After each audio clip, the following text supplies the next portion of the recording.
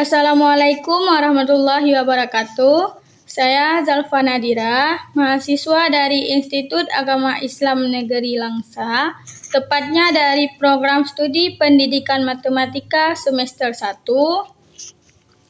Dan saya bertempat tinggal di Kota Langsa, tepatnya di Gampong Mutia. Hujan telah turun selama 7 hari 7 malam tanpa henti. Sejak hari pertama, suara hujan menjadi latar belakang di kehidupan kami. Pagi, siang, sore, hingga malam, hujan terus mengguyur tanpa memberi jeda. Namun, meskipun hujan berlangsung begitu lama, tidak sedikit pun terlintas di benak kami bahwa bencana besar akan terjadi. Daerah tempat tinggal kami dikenal sebagai wilayah yang aman. Dari tahun ke tahun, hujan datang dan pergi tanpa pernah menyebabkan banjir.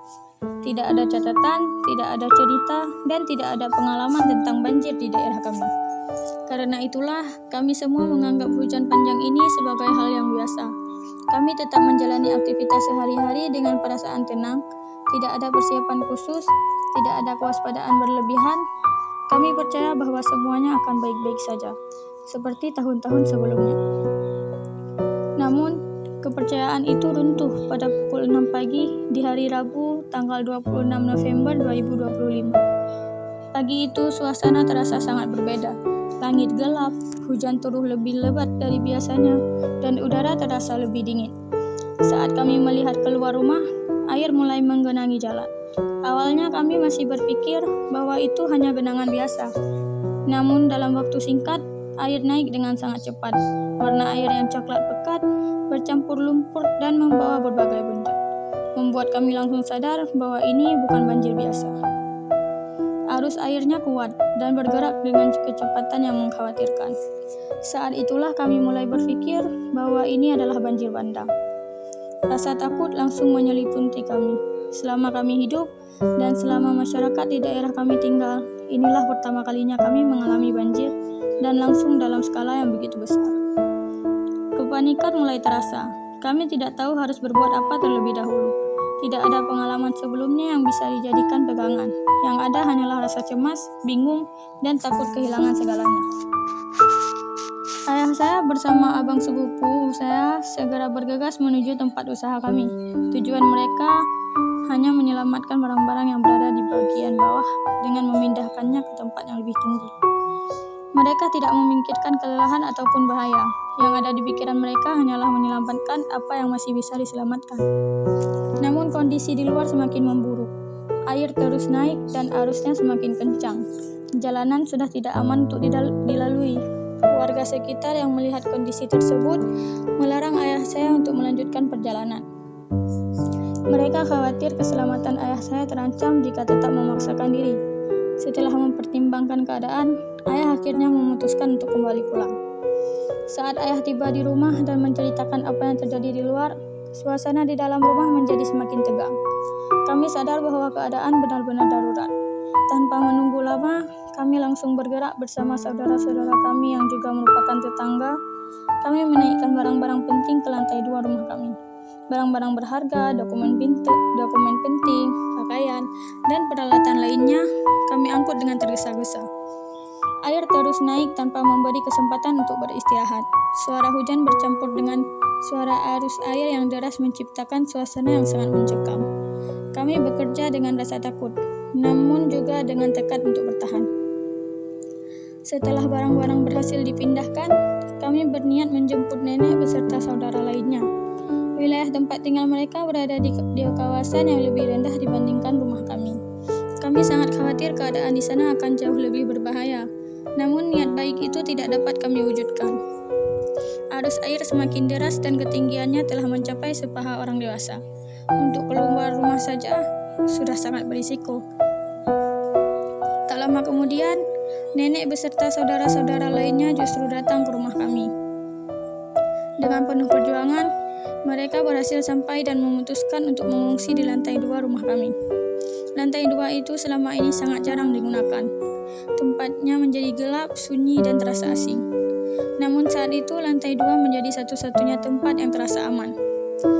Kami berkumpul bersama dalam satu ruangan.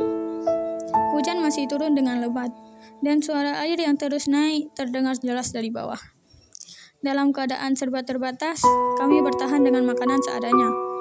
Rasa takut, cemas, dan kelelahan bercampur menjadi satu. Malam itu terasa sangat panjang. Gelap menyelimuti segalanya, seolah tidak ada kepastian kapan bencana ini akan berakhir. Kami hanya bisa berdoa dan berharap agar air segera surut, serta tidak ada korban jiwa. Keesokan harinya, tanggal 27 November 2025 di hari Kamis, kami mulai melihat perubahan. Air di lantai bawah rumah kami perlahan mulai menurun. Meski begitu, pemandangan yang tersisa sangat memilukan. Lumpur menutupi lantai, dinding, dan perabotan rumah, hingga akhirnya air benar-benar habis dari dalam rumah. Hanya tersisa di bagian teras dan sedikit di rumah tetangga kami yang juga merupakan saudara. Karena posisi rumah mereka lebih rendah dari rumah kami. Tanpa menunda waktu, kami langsung membersihkan rumah bersama-sama.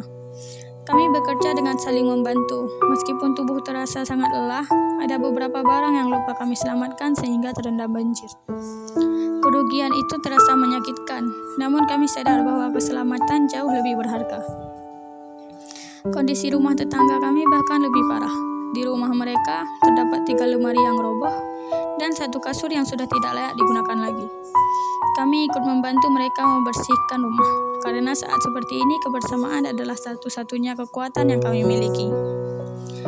Pada siang hari, setelah air benar-benar hilang dari kawasan kami, nenek beserta saudara lainnya memutuskan untuk kembali ke rumah masing-masing. Meski air telah surut, suasana tetap terasa gelap dan sunyi. Bekas-bekas banjir masih terlihat jelas di mana-mana. Lumpur, sampah, dan bau tak sedap menjadi saksi bisu betapa besar bencana yang baru saja kami alami. Proses membersihkan rumah kami tidak selesai dalam 1 hari. Kami membutuhkan waktu hingga 3 hari agar rumah kami kembali seperti semula. Lumpur harus dibersihkan dari setiap sudut rumah. Beruntung di rumah kami terdapat sebuah sumur dengan air yang jernih.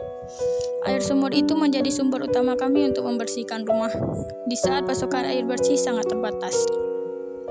Setelah rumah mulai tertata, kami pergi ke tempat usaha untuk membersihkannya. Kondisi di sana jauh lebih parah dibandingkan di rumah. Lumpur lebih tebal, baunya sangat menyengat, dan air sempat mencapai sepaha orang dewasa. Banyak barang yang tidak lagi layak digunakan, namun masih ada beberapa makanan dan minuman yang masih bisa untuk diselamatkan. Kami mencuci dan membersihkan barang-barang tersebut satu persatu. Prosesnya memakan waktu yang lama dan tenaga yang besar. Meski begitu, kami tetap berusaha karena tempat usaha itu adalah sumber penghidupan kami. Di tengah semua kerusakan dan kelelahan itu, kami menyaksikan sebuah kejadian yang sangat menguatkan iman kami. Atas kuasa Allah Subhanahu wa Ta'ala, tempat kecil yang kami rakit dari kayu dan dilapisi kardus untuk menunaikan ibadah salat. Ibadah salat selama berjualan sama sekali tidak terkena air. Padahal tempat itu hanya setinggi betis.